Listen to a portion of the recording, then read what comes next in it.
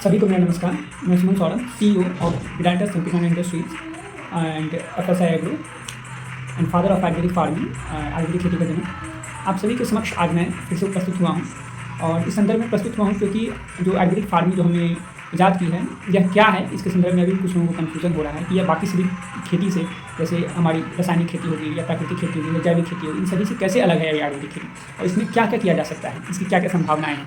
तो इसके संदर्भ में मैं आज आप लोगों के समक्ष प्रस्तुत हुआ हूँ। तो सबसे पहले मैं आप लोगों को बता दूं कि आयुर्वेदिक खेती का मतलब है कि पूर्ण तरह 100% शुद्ध जड़ी बूटी के माध्यम से जो है शुद्ध दवाएं तैयार करके, जैसे कीड़े के लिए कीटनाशक, कीड़े और बीमारियों के लिए कीटनाशक, फफूंदनाशक दवाइयाँ, 100% आयुर्वेदिक पेस्टिसाइड, आयुर्वेदिक कीटनाशक, आयुर्वेदिक फफूंदनाशक, खाद के रूप में, फर्टिलाइजर के रूप में, कोई रासायनिक खाद या कोई भी ऐसा कोई खाद नहीं जिसे हम बहुत समय लेकर के तैयार करते हैं ड्रम में या बाद बाकी समय में, जैसे जैविक खेती में या प्राकृतिक खेती में की। उसके संदर्भ में विपरीत हमारी एक आयुर्वेदिक खाद आती है। ये 5 किलो की खाद एक ही बार लगती है, पूरे फसल में सिर्फ एक बार, जैसे 4 से 5 महीने में एक बार दिया जाता है। जैसे ये जो खाद है ये आपको सभी प्रकार के बहुपोषकीय तत्वों की भरपाई करती है। प्लस इसके संदर्भ में आयुर्वेदिक खेती में आपको आयुर्वेदिक हर्बिसाइड जो किसी प्रकार की खेती में नहीं उपलब्ध है, 100% जैविक प्राकृतिक या कोई भी प्रकार की जो है नेचुरल हर्बिसाइड अभी मार्केट में 100% जो बिना फसल को नुकसान पहुंचाए काम करती हैं, ये सिर्फ और सिर्फ आयुर्वेदिक खेती में ही मौजूद है, आयुर्वेदिक फार्मिंग में मौजूद है। इसके संदर्भ में प्रस्तुत हुआ हूँ। तो मैं सबसे पहले बता दूँ आयुर्वेदिक खेती बाकी खेती के मुकाबले कैसे अलग है। आयुर्वेदिक खेती क्या है? आयुर्वेदिक खेती जड़ी बूटी के माध्यम से हो गई। इसके साथ साथ आपको ये है कि आयुर्वेदिक खेती में अपार संभावना यह है कि इसके माध्यम से आप हर एक प्रकार की मिट्टी पर, हर एक प्रकार के पर्यावरण में, खासतौर पर जहाँ पे जल है, थोड़ी सी मात्रा भी जल है, अगर उस पानी का TDS ज़्यादा भी है, कई बार होता है जब पानी का TDS ज़्यादा होता है, 20,000 हो गया, 21,000 हो गया, 10,000 हो गया, तो वहाँ पर आपको खेती करना संभव नहीं हो पाता है, क्योंकि वहाँ पे मिट्टी, जैसे ही हम लोग उस पानी का प्रयोग करते हैं खेती के लिए, सिंचाई के लिए, तो उससे मिट्टी और बंजर हो जाती है, वहाँ पे जो भी फसल होते हैं वो मर जाते हैं। इसके विपरीत अगर हमारी आयुर्वेदिक जो खेती में जो हमारी दवाएं जो तैयार होती है, आयुर्वेदिक पेस्टिसाइड, फंगीसाइड या आयुर्वेदिक हर्बिसाइड या आयुर्वेदिक खाद का, न्यूट्रिशन का प्रयोग किया जाता है, तो ये आयुर्वेदिक दवाएं क्या करती हैं, यह आपको आयुर्वेदिक खाद क्या करती है और आयुर्वेदिक दवाएं क्या करती है, उसके जो TDS में जो माइक्रोब्स हैं, जो हार्मफुल माइक्रोब्स, उनको छान लेती है और उनको छान लेकर उसी समय नष्ट करती है, जिससे कि वो पानी एकदम स्वच्छ हो जाता है और वो आपको खेती के उपयोग में लिया जा सकता है। तो इसके माध्यम से हम कह सकते हैं, जैसे नाले का भी जो गंदा पानी होता है, उसके भी माध्यम से, ड्रेनेज में जो गंदा पानी, उसके माध्यम से भी आप आयुर्वेदिक खेती कर सकते हैं, उसके माध्यम से, जहाँ पे पानी की एकदम न्यूनतम उपलब्धता है। तो ये एक समझिए चमत्कार ही है कि जिसके माध्यम से ये आयुर्वेदिक खेती बाकी सभी खेती को एक चमत्कार ही है कि आपको इस तरीके से, आपको हर एक प्रकार की खेती में आपको ये संभव है। और इस तरीके से आप जो है आयुर्वेदिक खेती करके आप हर एक प्रकार के फसल को उपजा सकते हैं, हर एक प्रकार की भूमि पे।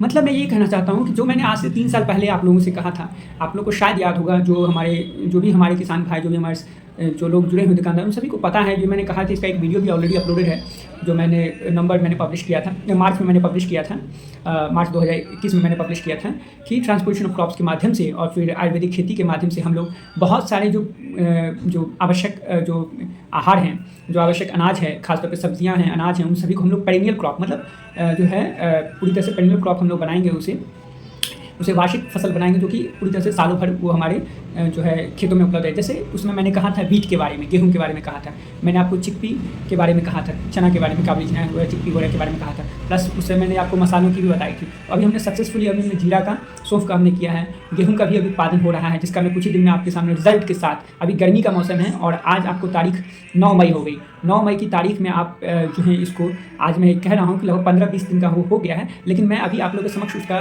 जो रिजल्ट प्रस्तुत करूँगा, तो पूरी तरह से उसमें बालियाँ होते हुए, इस गर्मी के मौसम में आपको बालियाँ होते हुए उस गेहूं में, जो गेहूं को ठंडे की आवश्यकता होती है, जो कहा जाता है कि बिना ठंड के जो है उसमें अधिक जितना शीत रहेगा उतना अच्छा रहेगा, वो हम लोग गर्मी के मौसम में 45 डिग्री 40 डिग्री टेम्परेचर चला है, इसमें हम लोग गेहूं को बुझाएंगे, उससे अनाज का उत्पादन लेंगे। ये सिर्फ आयुर्वेदिक दवाइयों, जो आयुर्वेदिक कृषि दवाएं हैं, उसके माध्यम से जो हमने जो बनाया है, Ayurvedic pesticide, Ayurvedic fungicide, Ayurvedic herbicide, Ayurvedic खाद एंड न्यूट्रिशन जो हमने बनाया है, इसके माध्यम से हम ये सफल करके दिखा रहे हैं। अभी हमने जीरे में भी करके दिखाया, जो कि आपको जीरा और सौंफ खास तौर पे आपको जो है नवंबर के महीने में रोपाई होती है, वो भी सिर्फ और सिर्फ भारत के आपको 80% उत्पादन जो है गुजरात और राजस्थान से ही आपको आता है।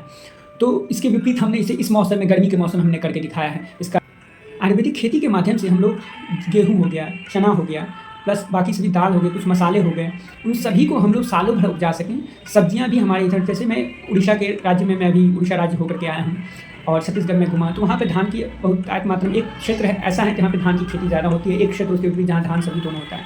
लेकिन हम लोग इसके विपरीत क्यों ना ऐसा करें कि आज भी हमारे देश में, हम सभी लोग जानते हैं कि आज भी हमारी पूरी दुनिया में अगर बात करें, पूरी दुनिया में लगभग जो आपको जो 80 करोड़ लोग हैं, 10% आबादी है, वो बिना भोजन के प्रतिदिन आपको बिना भोजन के रहते हैं, उनको भोजन नहीं प्राप्त होता है, बिना भोजन के वो रात में सो जाते हैं, उन्हें 24 घंटे में एक टाइम का भी भोजन प्राप्त नहीं होता है। ऐसे आपको बात करें तो हम लोग 200-250 करोड़ लोग पूरी दुनिया में, 250 से 300 करोड़ लोग ऐसे हैं पूरी दुनिया में जो कि आपको स्वच्छ पानी नहीं प्राप्त कर पाते हैं। तो इसके संदर्भ में मैंने आयुर्वेदिक खेती इसलिए लॉन्च की है, इसलिए बनाई है। इस आयुर्वेदिक खेती को 17-18 साल लगे, मुझे 15-16 साल खास तौर पे मुझे लगे। 2009 से मैंने एग्रीकल्चर में अलग-अलग कुछ ना कुछ काम करने, पहले हर्बिसाइड से लेकर के आज बाकी सभी दवाएँ मैंने बनाई है। इसका संदर्भ यह है कि आपको हर एक प्रकार के पर्यावरण में, हर एक प्रकार के तापमान में आप खेती कर पाएँ और स्वच्छ सुंदर खेती कर पाएँ और स्वच्छ सुंदर भोजन आपको प्राप्त हो। और यही मेरी आयुर्वेदिक खेती के माध्यम से, यही मेरी सभी मनुष्यों, सभी प्रकार के जीवों को, क्योंकि चाहे वो हमारे पेट्स हों या फिर हमारे जो डोमेस्टिक केटल्स हों या फिर कोई और, क्योंकि ये फूड चेन जो है इसमें आपको चाहे बाघ हो, शेर हो, सभी को आपको किसी न किसी रूप में भोजन, जो स्वच्छ पानी की जरूरत। तो अगर हम आयुर्वेदिक खेती करें तो आयुर्वेदिक खेती के माध्यम से हम आयुर्वेदिक खाद को, आयुर्वेदिक पेस्टिसाइड, फंगीसाइड को अपने खेतों में हाई टीडीएस वाटर भी देंगे ना, तो क्या करेगा, वो पानी को जो बच जाएगा उसको रिफाइन करके वो फिर नहरों में उसे हम रख सकते हैं, तालाबों में रख सकते हैं। तो इससे ये होगा कि आपको अपने क्षेत्र में जो अगर जहाँ पे पार्क है, जहाँ पे जू है, वहाँ पे भी हम कई जगह पे जू पार्क का निर्माण करके वहाँ पे जंगलों में, जहाँ पे पानी की, जैसे अफ्रीका के जंगल में या बाकी भारत में भी कई जगह पे जहाँ पे सूखा पड़ रहा है, वहाँ पे पानी की उपलब्धता करवा के, स्वच्छ पानी, पीने योग्य पानी की उपलब्धता करवा के आयुर्वेदिक खेती के माध्यम से उन जीवों को बचा सकते हैं। यही चीज़ मैंने IUCN में भी कहा था, जिसके कारण से मुझे IUCN का वर्ल्ड लीडर मुझे चुना गया था, क्योंकि आयुर्वेदिक खेती को मैंने करके दिखाया कि हम लोग एकदम बहुत ही ख़राब मौसम में, बहुत ख़राब पानी की स्थिति में भी हम लोग आयुर्वेदिक खेती के माध्यम से स्वच्छ पानी प्राप्त कर सकते हैं। और ड्रेनेज वाटर में भी हम लोग उसको भी, हम लोग पोर्टेबल वाटर, पीने योग्य पानी हम लोग उसको बना सकते हैं। तो मैं सभी से विनती करूँगा कि आयुर्वेदिक खेती के बारे में कोशिश कर रहा हूँ आप लोग को ज़्यादा से ज़्यादा जानकारी दूँ। एक लाइन में आप कहें तो आयुर्वेदिक खेती का मतलब है कि आयुर्वेदिक ढंग से, आयुर्वेदिक जड़ी बूटियों के माध्यम से। देखिए मार्केट में बहुत सारे हर्बल एक्सट्रैक्ट हैं जो कि हमारे आयुर्वेदिक जब हमने लॉन्च किया है 2017 में, इसके बाद से कई से पहले सिर्फ नीम के थे, लेकिन इसके बाद हमारा कॉपी कट करके या फिर हमारे ही माध्यम से कहीं ना कहीं बहुत सारी कंपनियों ने ली है, चाहे आपको साउथ में हो, नॉर्थ में, बहुत सारे मेरे पास अभी बिल हैं उनके, जो लोग अभी मार्केट में लॉन्च किए हैं वो हमसे ही कहीं ना कहीं से लेकर के फिर बाद में अपना लॉन्च किए हैं वो। लेकिन वो जो हर्बल एक्सट्रैक्ट वो बना रहे हैं, वो हर्बल एक्सट्रैक्ट वो पूरी तरह से आपको हर एक कैटेगरी का अलग अलग है, उनका लार्वा के लिए उनका अलग, क्योंकि और देखिए आप कॉपी कट करके परफेक्ट चीज़ें कभी नहीं बना सकते हैं। तो हमारी उसके विपरीत में एक ही पेस्टिसाइड जो है सारे पेस्ट के लिए काम करती है, एक ही फंगीसाइड जो है सारे फंगस के लिए काम करती है, एक ही हर्बिसाइड को सारे वीड्स के लिए काम करती है, बिना फसल को नुकसान पहुंचाए। और जो आपको हर एक इस फसल में आप इसका प्रयोग कर सकते हैं। आयुर्वेदिक खाद जो है सारे आपको फर्टिलाइजर का निचोड़ है। आप चाहे DAP, यूरिया, NPK, ये सब 10 दिन में, 15 दिन में, 20 दिन में, या फिर 10 दिन, 20 दिन, 30 दिन में NPK देना ज़रूरी होता है किसी भी फसल में। लेकिन उसके विपरीत अगर आप आयुर्वेदिक खाद, हमारा जैसे पौधा आपने लगाया उस समय, या पौधा आपने बीज आपने अंकुरित किया या सीडलिंग लगाया उस समय आप, या शुरुआत के पहले महीने अगर आप दे देते हैं आयुर्वेदिक खाद को, 5 किलो प्रति एकड़ का डोज है, अगर आप दे देते हैं तो पूरे फसल में आपको कुछ भी, कोई भी फर्टिलाइजर देने की ज़रूरत नहीं है। ये आयुर्वेदिक खेती का कमाल है।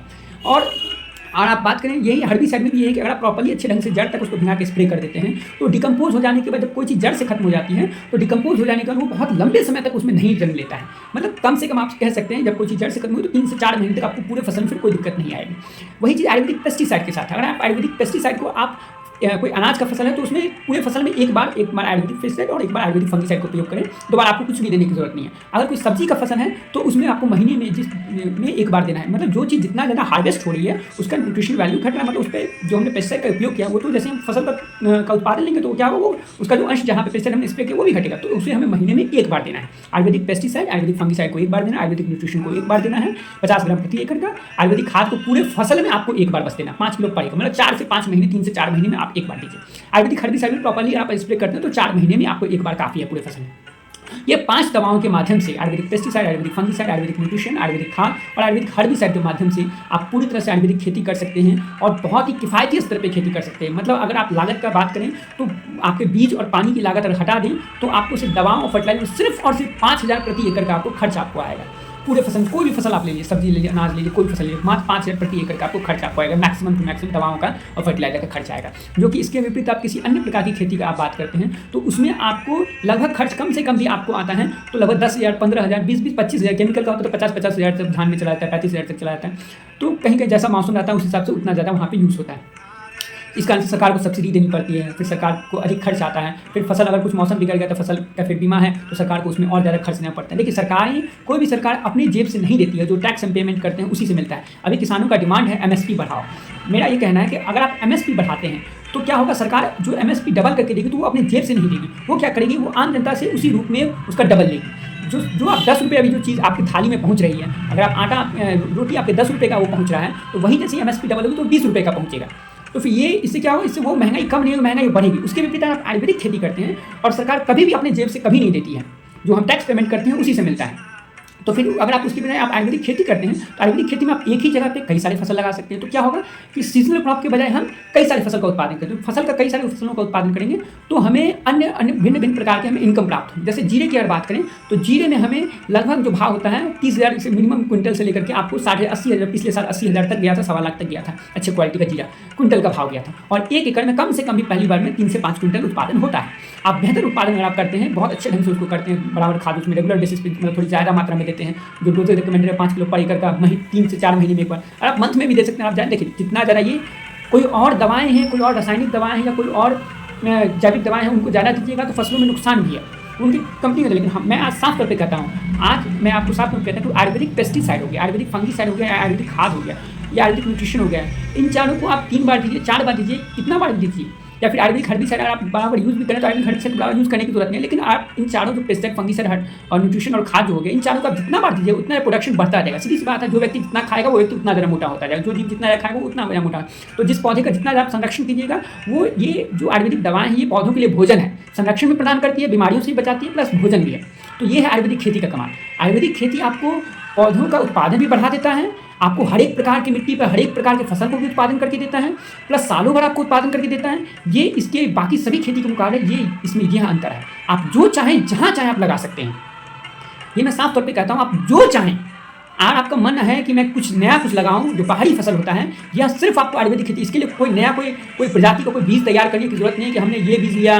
जैसे बाकी सभी, मैं किसी भी विश्वविद्यालय, किसी भी एग्रीकल्चर किसी विश्वविद्यालय की मैं आलोचना नहीं कर रहा हूँ, मैं किसी की भी मैं ये नहीं कह रहा हूँ कि वो लोग कुछ नया नहीं, बिल्कुल कर रहे हैं नया, लेकिन इस पर जो खर्च आ रहा है, एक्स्ट्रा जो खर्च आ रहा है, उनको बीजों को नया तरह का बीज तैयार करने में उसमें जो समय लग रहा है, इससे धीरे धीरे करके हमारी महंगाई बढ़ती जा रही है। आज हम लोग विकसित भारत की तरफ बढ़ रहे हैं, तो विकसित भारत में हमें ये ध्यान रखना होगा, हमें अपने जो हमारा बेसिक है एग्रीकल्चर, उस एग्रीकल्चर को हमें मजबूत रखना होगा। इंटीग्रेटेड फार्मिंग हमें करनी होगी, जहाँ पे पशुपालन भी हो सके। इंटीग्रेटेड फार्मिंग का मतलब होता है कि जहाँ पे आप फसल का भी उत्पादन करते हैं, फसल का और पशुपालन भी करें। तो पशुपालन जब तक नहीं होगा तब तक आप जो है बेहतर किसान, एक जो है समृद्ध किसान नहीं कहलाए जा सकते हैं। तो ये पशुपालन आजकल इसलिए घट रहा है क्योंकि किसानों को अपने खेत में जो बीमारी होती है, उनको खाद देने का हर 10 दिन में 15 दिन में खाद देना है, उनको खेत में बीमारी के लिए हर 2 दिन में दवा देना है, जो रासायनिक दवाएं हैं उन सब को हर 2 दिन 3 दिन में स्प्रे करना है। अभी इतना हाई टेम्परेचर है कि सभी दवाएं फेल कर रही है। मैं पहले भी कई बार वीडियो में कह चुका हूँ, मैं लाइव यूट्यूब पे भी कह चुका हूँ कि जो है आप कोई भी रासायनिक दवाएं हाई टेम्परेचर में फेल कर जा रही है। उसके विपरीत आयुर्वेदिक पेस्टिसाइड को शुरुआत से मैं कहता हूँ, आयुर्वेदिक पेस्टिसाइड का, फंगीसाइड का, हर्बिसाइड का प्रॉपर्ली जैसा निर्देश है उसके अनुसार प्रयोग कीजिए, आपको उसका रिजल्ट बहुत लंबे समय तक, मैं पहले भी कहा था, महीने में एक ही बार जरूरत है, 20-25 दिन में महीने में एक बार जरूरत है, और आपको दोबारा देने की जरूरत नहीं। लेकिन उसको प्रॉपर्ली जैसा डोज बताया गया है, इसके साथ कुछ और नहीं मिलाना है, शुरुआत से ही इसका अच्छे ढंग से इस्तेमाल करना है, तो आपको महीने भर का आपको रिजल्ट अच्छे से आपको मिलेगा। और इसमें जहाँ पे आप आयुर्वेदिक पेस्टिसाइड यूज़ करें वहीं पे आपको आयुर्वेदिक खाद भी आपको देना है। मतलब आप ये चाह रहे हैं, अगर आप चाह रहे हैं कि मैं सिर्फ आयुर्वेदिक खेती 5,000 रुपये के मात्र लागत से हर एक प्रकार की फसल का उत्पादन कर सकूँ। अगर आप ड्रैगन फ्रूट उगाते हैं तो उसमें लाखों रुपये आपको खर्च होते हैं, कोई फलों का उत्पादन करते हैं उसमें भी आपको लाखों रुपये खर्च होते हैं प्रति एकड़। इसके विपरीत आप आयुर्वेदिक खेती करते हैं तो उसमें आपको 5,000 प्रति एकड़ में आपको उसमें उत्पादन हो जाता है। तो 1 एकड़ में आप समझिए कि जहाँ लाखों रुपये आपको उत्पादन आपको प्रोडक्शन आपको हो रहा है, वहाँ सिर्फ 5,000 रुपये खर्च आपको करने हैं। और उसके विपरीत आप अलग खेती आप करते हैं, रासायनिक खेती करते हैं, वहाँ आपको बोली का बोली लगता है, वहाँ आपको कई सारे खर्च लगते हैं, कई बार आपको ट्रैक्टर से मंगाए। तो ये जो एक्स्ट्रा खर्च हो रहा है, इससे सिर्फ और सिर्फ किसानों को नुकसान हो रहा है, इससे महंगाई बढ़ रही है, क्योंकि जितना ज़्यादा कॉस्ट लगेगा उतना ही ज़्यादा उसका प्राइस होगा, उसका सेल प्राइस भी उतना ही ज़्यादा हो। क्योंकि अगर कोई किसान 10,000 रुपये लगा रहा है तो कभी भी वो 5,000 में नहीं बेचेगा। वो व्यक्ति, जो भी व्यक्ति जिनका 10,000 रुपये लग रहा है, वो हर वक्त कोशिश करेंगे 30,000 में बेचने का। जब 30,000 में वो 20,000 से 30,000 में वो सिर्फ और सिर्फ जो है मंडी वालों को देते हैं, फिर वो वहाँ से रिटेलर के पास जाता है, तो वहाँ पहुँचते पहुँचते वो 10,000 का वैल्यू का चीज़ जो है आपको 50,000 से 60,000 रुपये का हो जाता है। तो 60,000 रुपये का तो ये आपको 6 गुना पहुँचता है, इससे महंगाई और ज़्यादा बढ़ती है। उसके विपरीत आप अगर हमारी आयुर्वेदिक खेती करेंगे तो क्या होगा, प्रति एकड़ 5 रुपये खर्च लग रहा है, तो उसमें अगर हम 25,000 रुपये उसका जा रहा है कोई दिक्कत नहीं, लेकिन वो काफ़ी कम पड़ रहा है। कैसे कम पड़ रहा है? क्योंकि जहाँ आप एकड़ में आप 25,000 30,000 रुपये खर्च कर रहे हैं, वहाँ आपको एकड़ में सिर्फ 5,000 रुपये खर्च पड़ रहा है और प्रोडक्शन भी ज़्यादा मिल रहा है। और इससे क्या होगा, जब आपको महीने में एक बार देनी है तो आपका लेबर कॉस्ट भी आपका कम पड़ेगा, क्योंकि आजकल लेबर का भी इशू है। तो आयुर्वेदिक खेती, मैं सभी से अनुरोध करूँगा, आयुर्वेदिक खेती बाकी सभी खेती के मुकाबले काफ़ी ज़्यादा किफ़ायती है। और आयुर्वेदिक खेती का यही अंतर है कि आयुर्वेदिक खेती हर एक प्रकार की मिट्टी पे हर एक प्रकार के फसल को उपजाने में सक्षम है। मैं बार बार इस बात को दोहराऊंगा और मैं पब्लिकली आके कह रहा हूँ इसको, कि लोग कह रहे हैं ये कोई चैलेंज नहीं है, ये मैंने 3 साल पहले ही मैंने कहा था मैं पहले भी कह चुका हूँ 3 साल पहले, मार्च 2021 में मैंने कहा था, मुझे जहाँ तक याद है। इसका एक वीडियो भी है जो मैं लिंक में अभी डिस्क्रिप्शन में उसका लिंक में डाल दूँगा, आप जाके देख सकते हैं। उस वीडियो में मैंने कहा था, जहाँ जहाँ हमने सैंपल प्रोवाइड किए थे, जहाँ जहाँ हमने दवाई का हमने सप्लाई किया था, उस सभी जगहों का नाम भी मैंने दिया था। इन सभी जगहों पे हमारी दवा गई थी प्रॉपर्ली, उन सभी जगहों का नाम भी दिया गया था कि इन सभी जगहों पे आयुर्वेदिक खेती में करवाने की कोशिश करूँगा, और मैंने करवाया अभी अगले 3 साल में। लेकिन अब मेरी कोशिश ये है कि सालों भर फसल का उत्पादन हो, हर एक प्रकार की ज़रूरत की फसलों का उत्पादन सालों भर हो। खासतौर पर मैं गेहूँ को, आजकल कहा जाए यूक्रेन को धान का कटोरा कहा जा रहा है, ऐसा गेहूँ का कटोरा, माफ़ कीजिए, यूक्रेन को गेहूँ का कटोरा कहा है। लेकिन मेरा कहना है, भारत का जो क्षेत्र है, जो आपका कृषि क्षेत्र है, अगर वहाँ पर सालों भर गेहूँ का उत्पादन हो, उसमें से आधे जगह पे गेहूँ का उत्पादन, तो भारत को गेहूँ का कटोरा से गेहूँ का थाली बनने में समय नहीं लगेगा। इतना ज़्यादा हम लोग गेहूँ का उत्पादन करेंगे और इससे उसकी कॉस्ट घटेगी, और मूल रूप से जो रोटी हमारे लिए ज़रूरत है वो सस्ती और किफ़ायती होगी। हर किसी को रोटी, कपड़ा, मकान चाहिए, वो काफ़ी किफ़ायती होगी। तो मैं सभी से अनुरोध करूँगा, जितने भी लोग जुड़ना चाहते हैं, मेरा नंबर डिस्क्रिप्शन में है, वो मेरे से जुड़ सकते हैं, व्हाट्सअप कर सकते हैं, कॉल कर सकते हैं, ईमेल आईडी भी मेरा मौजूद आपको मिल जाएगा। आप कभी मेरे को ईमेल कर सकते हैं, या मेरे को इंडिया मार्ट पे मेरे वेबसाइट पे जाकर कह सकते हैं, या मेरे को गूगल पे वेबसाइट पे जाकर, फेसबुक पे जाकर, जहाँ आप चाहें मेरे से संपर्क कर सकते हैं। मैं हर वक्त 24 घंटे उपलब्ध हूँ, और मेरी कोशिश है कि आयुर्वेदिक खेती में जो भी आपको दिशा निर्देश चाहिए, उसमें मेरे साथ संपर्क में बने रहिएगा। आपको जो लगाना है, मैं बार-बार कहूँगा, आप जो लगाना चाहते हैं, आप फसल का चुनाव कीजिए। आप फसल का चुनाव कीजिए। जिस तरह से होता है, पहले लोग करते थे, पहले की शादी में होता था क्या, जितने भी धनवाने लोग होते थे वो पूछते थे, उनसे पूछा जाता कितनी बाराती आएगी, तो वो कुछ भी मुट्ठी में उठाते थे। सरसों उठाया एक मुट्ठी, मैंने सुन रखा है, एक मुट्ठी सरसों उठाया और बोला इतनी इसको गिन लो, इसमें तो मैं बोलूँगा आप जितना चाहें, जो चाहें फसल आप उठाइए, मैं उसे लगवाने की क्षमता रखता हूँ, हर एक प्रकार की मिट्टी की लगवाने की क्षमता रखता हूँ। आप कुछ भी संभव कर सकते हैं आयुर्वेदिक खेती के माध्यम से, किसी भी प्रकार की फसल का उत्पादन कर सकते हैं आयुर्वेदिक खेती के माध्यम से। इसी के साथ मैं अपनी बातों को रखता हूँ, और मैं बाकी सभी जानकारियाँ जो हैं मैं वीडियो के लिंक के डिस्क्रिप्शन में मैं डाल दूँगा।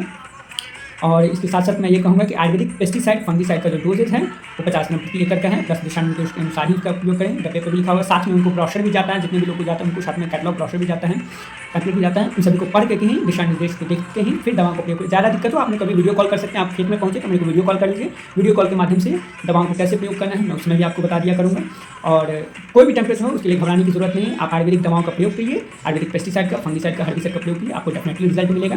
और फिर आयुर्वेदिक खाद वगैरह को दीजिए, सिर्फ एक बार देना है, बराबर नहीं देना आयुर्वेदिक खाद को। डेफिनेटली आपको आयुर्वेदिक खेती के माध्यम से कुछ भी फसल लगा सकते हैं। और पानी न्यूनतम हो गया, हाइड्रेटेड स्टोरेज के लिए घबराने की जरूरत नहीं है। आयुर्वेदिक खेती के माध्यम से आपको जो चाहे आप लगा सकते हैं, चाहे न्यूनतम पानी हो या फिर अधिकतम जो है उष्ण कटिबंधीय क्षेत्र हो, या फिर बाढ़ का स्थिति बना हुआ हो, कहीं पे किसी भी प्रकार की स्थिति हो, आप आराम से आयुर्वेदिक खेती कर सकते हैं। कुछ भी लगाना चाहें आप बिल्कुल लगाइए, बेझिझक लगाइए। आयुर्वेदिक दवाओं के माध्यम से आप किसी प्रकार की खेती कर सकते हैं।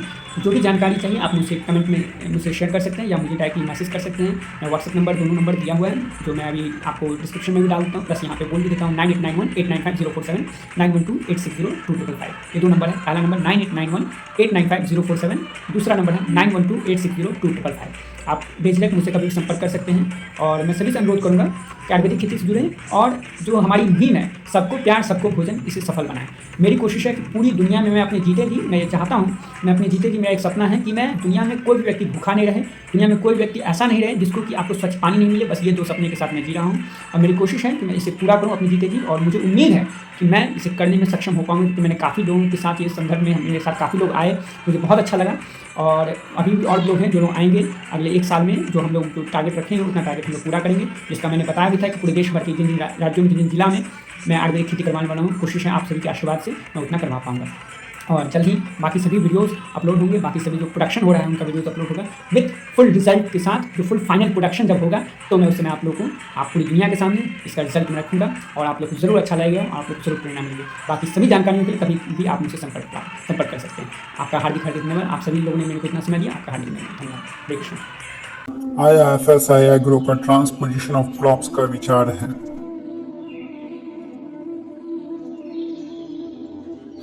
चाहे कैसी भी मिट्टी, प्रांत, देश या संसार हो, चाहे हो चट्टान या सूखी ज्वालामुखी भाग हो, रेतीले थल हो या दलदल हो, रेतीले थल हो या दलदल हो, घने जंगल हो या जानलेवा रेगिस्तान, घने जंगल हो या जानलेवा रेगिस्तान, चाहे हो पृथ्वी या चंद्रलोक या मंगलोक, चाहे हो पृथ्वी लोक या चंद्रलोक या मंगलोक, हर जगह उपजेगा हर जरूरत का अनाज, हर जगह उपजेगा हर जरूरत का अनाज। चाहे उपजाने हो एक ही जगह पर सब्जी, धान, गेहूं, मक्का, मसाला, फल और फूल, उपजेंगे ये सब भरपूर। चाहे उपजाने हो एक ही जगह पर सब्जी, धान, गेहूं, मक्का, मसाला, फल और फूल, उपजेंगे ये सब भरपूर। चाहे हो न्यूनतम पानी या उष्णकटिबंधीय प्रांत, चाहे हो न्यूनतम पानी या उष्णकटिबंधीय प्रांत, वहां भी उपजेंगे पर्याप्त भोजन व अनाज। वहां भी उपजेंगे पर्याप्त भोजन व अनाज। हर कोई उपजाएगा अपने लिए पर्याप्त भोजन, न ज्यादा न कम। हर कोई उपजाएगा अपने लिए पर्याप्त भोजन, न ज्यादा न कम। यही है FSI एग्रो का मिशन।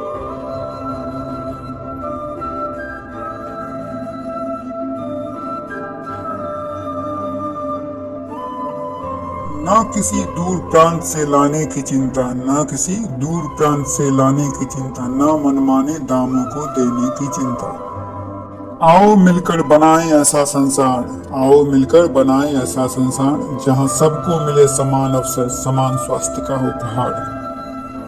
चलो मिलकर इसे सफल बनाएं, चलो मिलकर इसे सफल बनाएं। FSI एग्रो की transposition of crops, love for all, food for all को सच कर दिखाएं।